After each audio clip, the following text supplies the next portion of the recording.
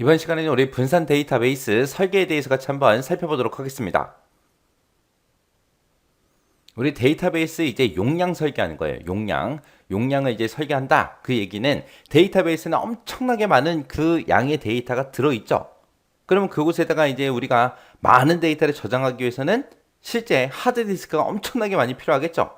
그렇게 이제 우리가 실제 데이터가 이제 저장될 그 공간을 정의하는 걸 보고 우리가 데이터베이스 용량 설계라고 그렇게 이제 얘기합니다. 그때 이제 우리가 용량을 설계할 때 그때 이제 여러 개의 테이블이 만들어질 텐데 그 각각의 테이블마다 이제 저장될 그 데이터 양도 우리가 예측을 해야 되고요. 그리고 인덱스가 됐든 클러스터가 됐든 이런 것들이 이제 차지하는 그 공간 용량도 우리가 예측해서 그거를 이제 반영을 해서 우리가 데이터베이스 용량을 설계해야 됩니다. 그렇게 이제 데이터베이스 용량 설계를 하는 목적이 있어요. 용량 설계 목적이요.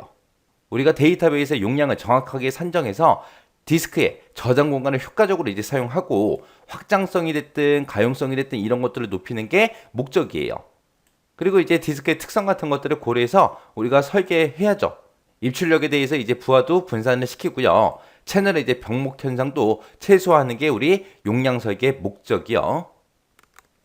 자, 그 다음에 이제 분산 데이터베이스 설계예요. 분산 데이터베이스 설계요. 데이터베이스를 이제 설계할 때 분산을 시키겠다. 그 얘기요. 얘는 이제 논리적으로 하나의 시스템에 속하지만 이제 물리적으로는 네트워크를 통해서 연결된 여러 개 사이트에 이제 분산되어 있는 그런 데이터베이스를 보고 우리가 분산 데이터베이스 그렇게 이제 부릅니다. 예를 들어서 우리 구글이다, 네이버다, 뭐 다음이다 해서 여러 가지 포털 사이트가 있죠. 그런 포털 사이트는 서버가 딱 하나만 있을까요? 아니에요. 지역별로 다 나눠져 있습니다. 만약에 서버가 하나만 있다면 많은 사람들이 접속을 하게 되면 이제 서버가 다운될 수도 있어요. 그래서 이런 분산 데이터베이스는 데이터 처리가 됐든 이용이 많은 그런 지역 있죠. 그런 지역에다가 데이터베이스를 이제 위치를 시킵니다. 해서 그렇게 이제 이용이 많은 지역에다가 이제 데이터베이스를 위치를 시키고 데이터 처리가 가능한 한 그 해당 지역에서 전부 다 이제 해결될 수 있도록 그렇게 이제 하는 거. 그게 이제 분산 데이터베이스요. 그럼 우리 전국적인 지도를 놓고 봤을 때 아무래도 서울에 사람들이 많이 모여 살겠죠. 그럼 이제 서울에다가 네이버 서버를 하나만 놓으면 돼요? 안 되겠죠. 지방 쪽 같은 경우는 아무래도 서울보다는 인구가 적기 때문에 그만큼 이제 사용하는 사람들이 적겠죠. 적은 곳은 이제 서버를 한 대씩만 놓고 그 다음에 사용하는 이용자가 많은 그런 지역 같은 경우는 이제 서버를 2개가 됐든 3개가 됐든 4개가 됐든 5개가 됐든 그렇게 증설을 해서 놔야 되겠죠. 그래서 우리 애플리케이션이 됐든 사용자가 이제 분산돼서 저장된 그 데이터에 접근하게 하는 걸 목적으로 합니다. 그래서 예를 들어서 서울 같은 경우는 이제 구별로 놓는다거나 그런 식으로 이제 한다는 거예요.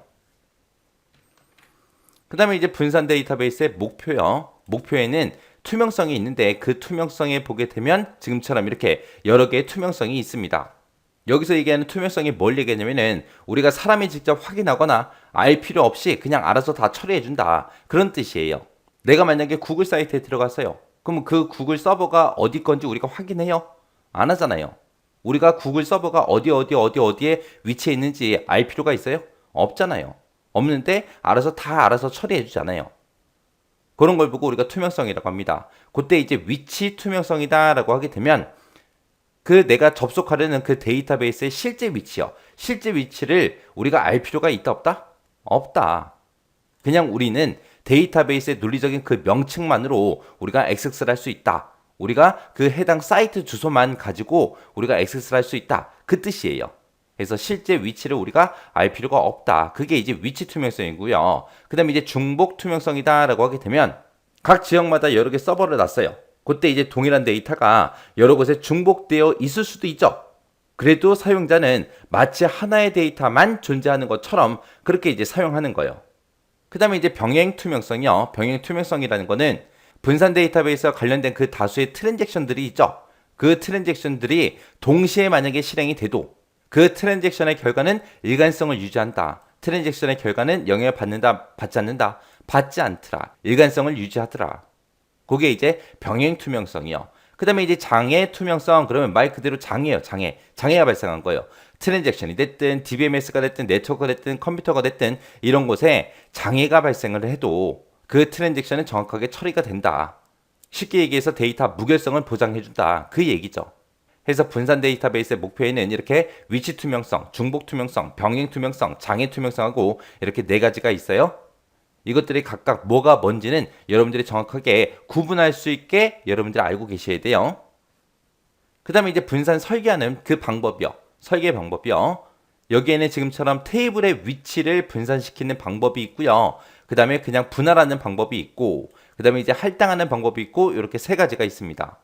자, 테이블의 위치를 분산시킨다. 그 얘기는 데이터베이스에 들어있는 그 테이블들 있죠. 그 테이블들을 각각 이제 다른 서버에 이제 분산시켜서 배치하는 그런 방법을 보고 테이블 위치 분산이라고 우리가 그렇게 부르는 거고요. 그 다음에 분할이다. 그러면 분할이라는 거는 테이블에 보게 되면 이제 여러 개의 데이터들이 있겠죠. 그런 데이터들을 분할해서 우리가 분산시키는 그런 방법을 보고 우리가 분할이라고 합니다. 이때 분할할 때 무조건 마음대로 내가 분할시키는 게 아니라 거기에도 규칙이 있어요. 그 분할 규칙에 보게 되면 이제 완전성이라는 것도 있고 재구성이라는 것도 있고요. 상호 중첩 배제라는 것도 있고 이렇게 세 가지가 있어요. 분할 규칙 요 세 가지 기억하셔야 돼요. 그 다음에 이제 주요 분할 방법이요. 분할하는 방법에는 크게 두 가지가 있습니다. 수평 분할이라는 게 있고 우리 수직 분할이라는 게 있고 이렇게 두 가지가 있어요. 그럼 수평 분할이다 그러면 행 단위로 이제 분할하겠다. 다른 말로 하게 되면 튜플 단위로 이제 우리가 분할하는 그런 방식을 보고 우리가 수평 분할이라고 그렇게 불러요. 그렇게 이제 수평 분할을 할 때는 이제 중복되는 튜플이 당연히 없어야 되겠죠. 그 다음에 이제 수직 분할이요. 수직 분할이다 그러면 테이블이 있을 때 가운데를 기점으로 해서 이렇게 이제 뚝뚝 자르는 그런 방법을 보고 우리가 수직 분할이라고 하죠. 해서 얘는 이제 속성 단위로 그렇게 분할하는 거다. 필드 단위로 그렇게 분할을 하는데 그때 이제 식별자를 제외하고 속성이 만약에 중복된 게 있으면 돼야 한데 안 되겠죠. 식별자 같은 경우는 이제 어쩔 수 없이 이제 중복이 돼야죠. 중복이 되는데 식별자가 아닌 그런 속성들은 그런 필드들은 중복이 없어야 된다. 그게 이제 수직 분할이요. 그 다음에 이제 할당이라는 거요. 그 다음에 이제 할당이라는 거는 여러 개 서버에 생성하는 그런 분산 방법을 얘기해요. 그때 이 할당에는 두 가지가 있습니다. 중복이 없는 그런 할당이 있고요. 그 다음에 중복이 있는 할당이 있고 이렇게 이제 두 가지로 나눠지는 게 우리 할당 올로케이션이요.